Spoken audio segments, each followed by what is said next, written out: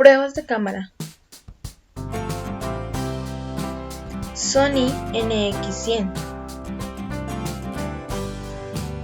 Prueba de óptica. En esta podemos ver cómo se realizó el uso del zoom desde el número 10 hasta el número 100, contando 11 pasos respectivamente. Teniendo en cuenta que el encuadre debía ser el mismo, podemos notar diversas diferencias. La primera es que el espacio tenía que ser totalmente uniforme en cuanto al color.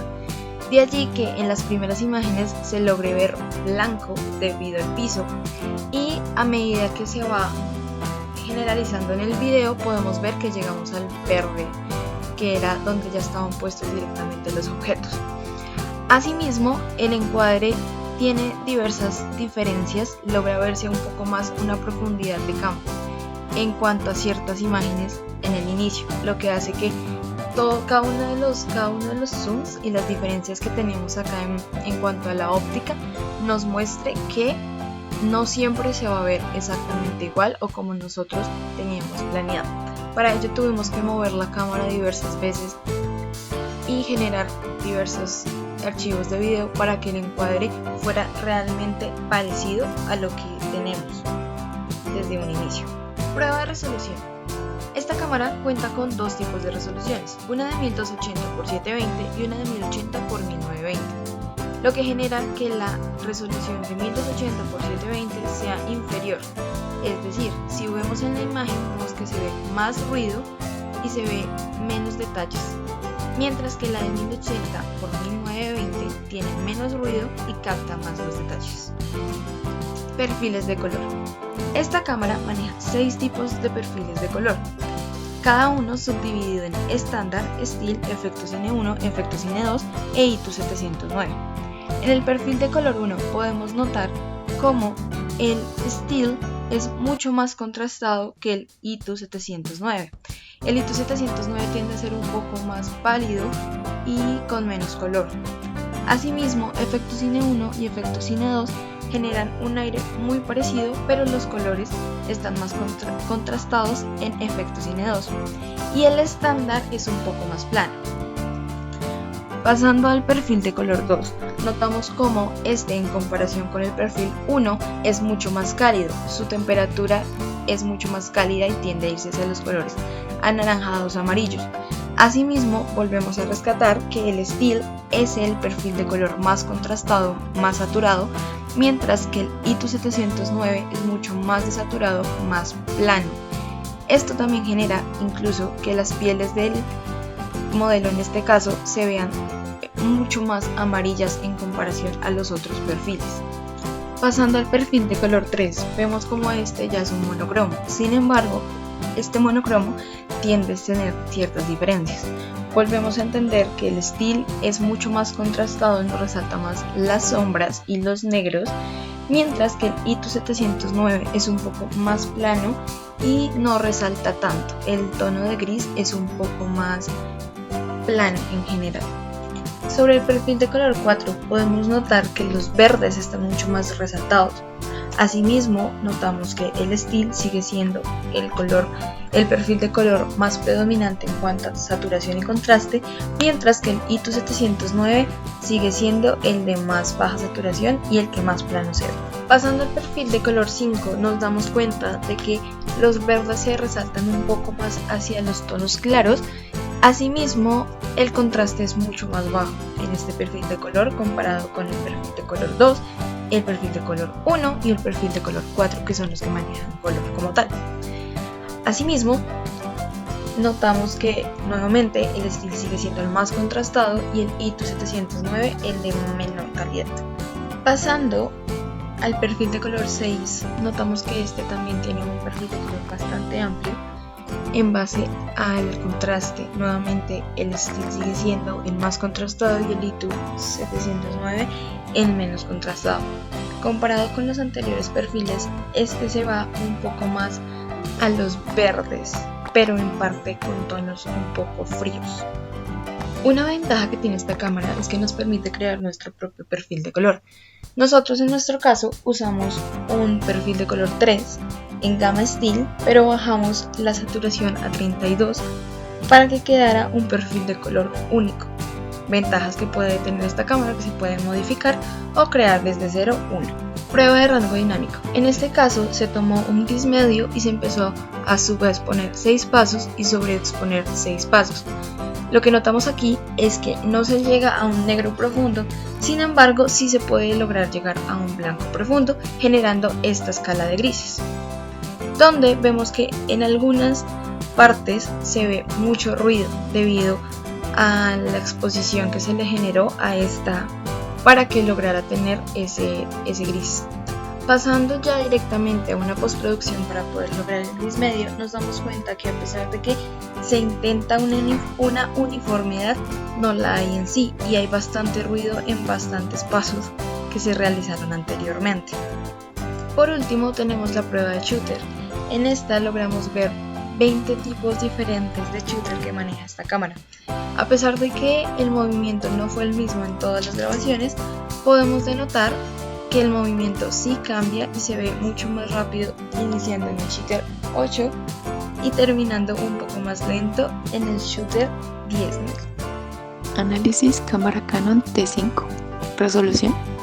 Esta cámara dispone de 3 resoluciones, estándar, HD y Full HD, ya que el estándar cuenta con 640 x 480 píxeles. La imagen en pantalla pierde información de los lados. Los bordes de los objetos grandes son difusos y prácticamente no hay detalle. Las plantas se ven como manchas de color. En el formato HD, los bordes ganan nitidez. Se logra distinguir con claridad todas las formas de los elementos, sobre todo en la lejanía. Por último, lo más notorio del formato Full HD es que registra más sombras, dándole a la imagen general un look profundo y realista. Óptica. Para esta prueba hicimos 7 pasos haciendo uso de un lente 18-55. En la primera toma, hecha a 18 mm, se logra observar el ambiente en general, un fondo bastante alejado y desenfoco en la primera y última botella, al estar muy cerca y lejos de la cámara respectivamente. En las tomas a 21 y 24 mm, el tablero y sillas salen del cuadro progresivamente como si de un zoom se tratara. Viendo las botellas, da la impresión que las de más atrás se acercan y enfocan un poco mejor. En las tomas a 30 y 35 mm, los elementos del ambiente prácticamente desaparecieron. En la pared es más notorio un cable que en la primera toma quedaba oculto tras la botella negra, que a su vez parece haber alcanzado el tamaño de la segunda botella. En las tomas a 42 y 50 mm, lo más notorio es que las botellas se ven alineadas. La que está a la derecha parece acercarse a las demás, haciendo que el espacio entre las botellas sea más estrecho. En cuanto al fondo, y a diferencia de la primera toma, se ve bastante cerca de las botellas, cosa que permite apreciar los detalles y manchas de la pared. Rango dinámico. A partir del gris medio se pudo subexponer y sobreexponer en 4 pasos cada uno. Notamos que en el primer paso de gris medio al subexpuesto es más abrupto que en otras cámaras. Al devolver la escala de colores al gris neutro, se presenta grano por la evidente pérdida de información. Prueba de color. Entre las características más notorias de cada perfil de color encontramos que en el normal los colores se asemejan bastante a la realidad, pero tiene una capa delgada de color gris. La piel luce más blanca de lo normal. Modo retrato. Se ven los colores más saturados y una piel un poco más rosada que le hace dar más vida a la imagen. Modo paisaje. Resalta vistosamente los tonos azules, en específico el azul rey, y un poco del morado y verde. Le hace dar a la imagen un look más frío y la piel luce igual que en el modo retrato. Modo neutro. Los colores tienen una baja en la saturación. Tienden a verse un poco más lavados, como por ejemplo el azul, que se ve de un tono más morado. Modo fiel. Es el que tiene los colores más parecidos a la realidad. En la piel hace que no se vea tan blanca como en el modo normal, ni tan rosada como en el modo retrato. Monocromo. Lo más notable de este perfil de color es que la gama de grises no es tan alta. ya que si lo notan el verde, naranja y rosado se ven prácticamente iguales. Modo usuario 1. Es uno de los más contrastados, los colores fuertes se ven más vivos y potentes, en cambio los pasteles se ven lavados y muy pálidos. Modo usuario 2. Para este modo decidimos cambiar algunos aspectos, como bajar el contraste y subir la saturación. Esto nos dio colores más vivos y parejos. A consecuencia, los tonos de la piel y la pared tomaron un tono mucho más rosado de lo que originalmente es. Shooter.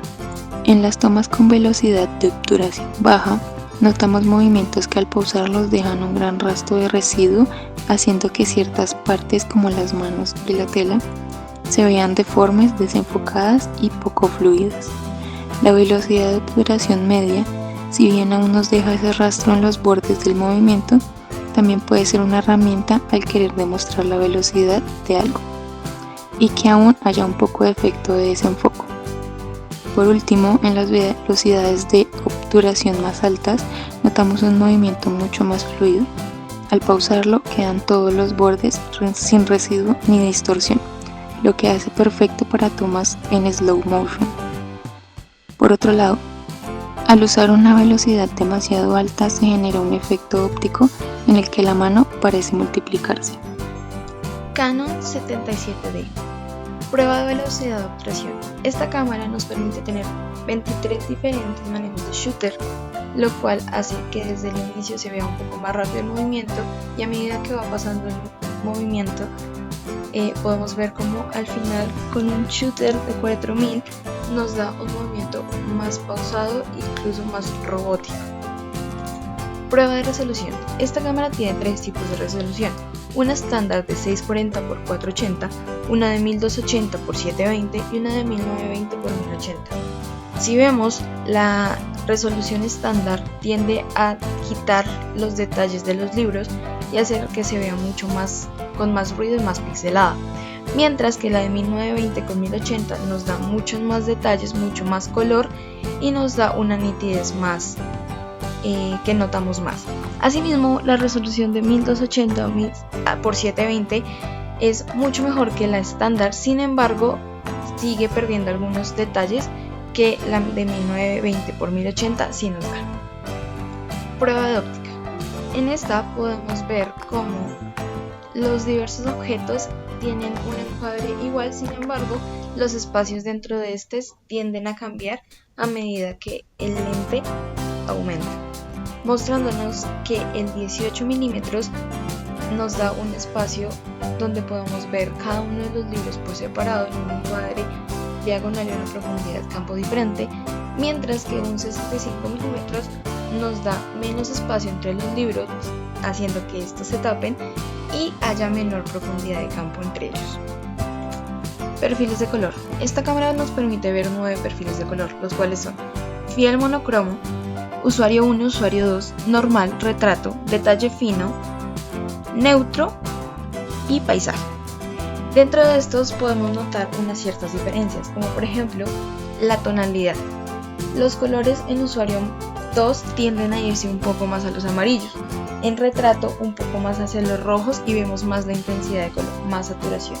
En paisaje nos vemos un poco que se van un poco hacia los verdes, en fiel tenemos un poco más que son hacia los fríos y el monocromo es algo que es totalmente neutro en blanco y negro. Sin embargo, ninguno de estos perfiles de color es totalmente contrastado. Algo que nos permite esta cámara es que podemos, al igual que la Sony NX100, podemos generar nuestro propio perfil de color. Rango dinámico. Esta cámara nos permite ver que al subexponer y sobreexponer 6 pasos podemos tener una escala de grises, sin embargo no es completamente uniforme. Podemos llegar a un negro profundo y a un blanco profundo. Sin embargo, estas van a estar tendiendo a verse totalmente diferentes, como ya dije, no se ve uniforme. Asimismo, al realizar la postproducción de vemos como el blanco y el negro no llegan a un gris neutro. Asimismo, las diversas escalas de grises no llegan tampoco a ese gris neutro, a pesar de que se acercan. Y asimismo no se vuelve a ver una uniformidad y se ve ruido en cuanto a la pérdida o a la recuperación del material. Por último, analizamos el modo profesional de la cámara del celular Xiaomi Redmi Note 9.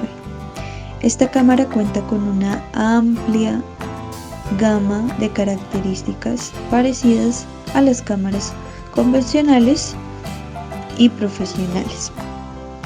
Este celular nos brinda 4 resoluciones diferentes. La primera es la 720p, que maneja 30 fotogramas por segundo. En esta primera imagen encontramos como, aunque la resolución es buena, tiende a tener una pérdida de información en algunos espacios y también tiende a verse un poco baja de calidad a comparación de las siguientes 3 resoluciones, que son 1080p con 30 fotogramas por segundo. En esta segunda imagen encontramos cómo el paisaje recupera un poco más de información y calidad. Aquí podemos ver con más fluidez la imagen. En tercer lugar, encontramos la misma resolución de 1080p, pero en este caso los fotogramas por segundo se doblan en valor. Queda en 60 fotogramas por segundo. Aquí vemos cómo la imagen se torna más fluida, pero también recupera información. Y en cuarto lugar, esta cámara nos ofrece una resolución de 4K y vuelve a los 30 fotogramas por segundo, que son los fotogramas de video tradicionales. Esta resolución de 4K, a comparación de las anteriores, es completamente fluida, recupera información, hace que se vea más clara la imagen en todos los aspectos. En segundo lugar, encontramos la prueba de velocidad en esta imagen. Este celular cuenta también con 4 tipos de velocidad. La primera la manejamos en 1/30. Esta velocidad la hicimos con resolución de 1080p y manejamos los 60 fotogramas por segundo. En la primera prueba de velocidad vemos cómo la mano de nuestro personaje se mueve de manera brusca y rápida, pero alcanzamos a notar cómo la velocidad es baja, lo que permite ver el movimiento un poco retardado, corrido, como lo están apreciando en este momento. Si lo comparamos con la segunda velocidad, que es 1/125, vemos que es un poco más fluida porque la diferencia es bastante amplia. Vemos cómo es un poco más fluida, pero aún podemos encontrar cierta velocidad lenta que permite que podamos ver el movimiento un poco tardío. Si lo comparamos con la tercera la tercera velocidad, entonces nos damos cuenta que es muchísimo más congelado y el movimiento se siente más claro. Esta velocidad es de 1/320 y vemos como, aunque el movimiento es brusco, se sigue sintiendo el movimiento tardío. Pero si saltamos a la velocidad más alta, que es 1/500, nos damos cuenta que el movimiento es congelado, es muchísimo más claro, más fluido a comparación de los anteriores. Continuamos con la óptica. Nuestra cámara de este Xiaomi nos permite tener 3 tipos de óptica. La diferencia de tener una óptica en un celular es que esta no cuenta con un milimetraje específico. Simplemente es una imitación de lo que podría ser un lente profesional para que mejore la calidad de la imagen en las fotografías o videos de nuestro celular. La óptica número 1 es macro. La seguimos manejando con una resolución de 1080p con 30 fotogramas por segundo. Esta óptica macro nos permite tener una imagen neutra en donde hay claridad de todo lo que vemos en el espacio, en la composición, tanto lo que está en primer término, en segundo, en tercer término, está completamente enfocado, está completamente claro, no vemos ninguna pérdida de información en la imagen y vemos un encuadre neutral. Si lo comparamos con la segunda óptica, nos damos cuenta de que es un gran angular y aquí empezamos a notar la diferencia. El ángulo se amplía, es decir, que podemos ver muchísima más información dentro de nuestro encuadre y que tenemos la misma claridad porque no hay como tal un desenfoque, sino que nos permite seguir teniendo claridad y calidad en la imagen. En cambio, nuestra tercera óptica nos muestra algo completamente diferente. Este viene siendo un angular. El angular reduce la cantidad de información que tiene la imagen, el encuadre, reduce el espacio y no tiene la capacidad que tenían las anteriores ópticas de enfocar y de darnos una mejor calidad en la imagen. Aunque cambian un poco los colores y la manera en cómo capta la calidez de la imagen, tiene muchísimo enfoque en un solo objeto, ya que nuestra imagen es tan reducida que permite que podamos centrarnos o enfocarnos en un solo objeto. Nuestra cámara de Xiaomi no cuenta con perfiles de color y tampoco cuenta con valores de diafragma, así que lo que hace es que normalmente cuando expones o cuando haces algún tipo de movimiento con el ISO o con la velocidad o incluso con la resolución, el diafragma se mueve automáticamente. Y por último, podremos analizar las pruebas de exposición que nos permite tener nuestra cámara de este celular. En primer lugar, encontramos una exposición en cero, es decir, correctamente expuesta. Nuestra primera imagen nos muestra un paisaje cálido en donde encontramos naturalidad en los colores, en el paisaje y en los objetos que se encuentran dentro de él. Al compararlo con los siguientes valores, vamos a aumentar en la siguiente imagen con una exposición de más 0.7. Aquí vemos como ya la luz, aunque se intentó tener un ISO distinto y una velocidad para que esté correctamente expuesta, este celular no tiene tanta capacidad de poder tener un buen manejo de la exposición. Si continuamos en el tercer valor, vemos como el diafragma sube a más 2.0. Aquí hay una gran pérdida de información y aunque se intenta balancear con los demás aspectos para que esté correctamente expuesto, nos damos cuenta que no tiene la capacidad de poder balancearlo, así que se ve completamente sobreexpuesta en nuestra imagen y se pierde por completo la información.